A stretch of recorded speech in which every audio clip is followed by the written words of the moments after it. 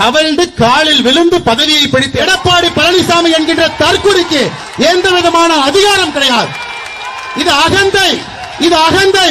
2026 புரட்சித் தலைவர் நடத்திய இந்த கட்சி இது போன்ற கிழக்கு தலைகள் என்று வழிநடத்திக் கொண்டிருக்கின்றீர்கள். தூக்கி எறியப்படுவீர்கள். 4வது இடம் கூட கிடையாது.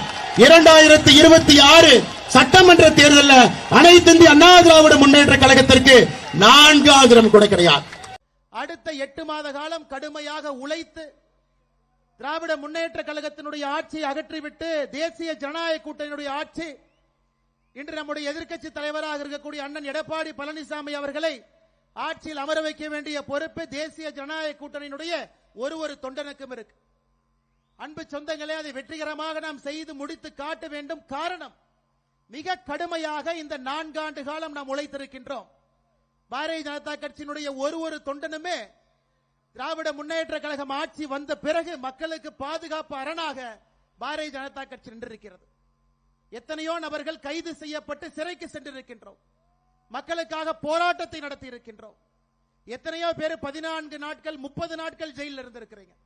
இந்த 8 மாத காலம் நம்முடைய உழைப்புக்கு ஊதியமாக கடுமையாக நீங்கள் உழைத்து தேசிய ஜனநாயக கூட்டணியை ஆட்சியில் அமர வைக்க வேண்டிய பொறுப்பு நம் எல்லோருக்கும் இருக்கிறது. அதனால் உத்வேகத்தோடு இந்த பொறுப்பை எடுத்துக்கொண்டு நீங்கள் இல்லத்திற்கு செல்ல வேண்டும் என்பதற்காக இந்த மாநாடு நடத்தப்பட்டுக் கொண்டிருக்கிறது.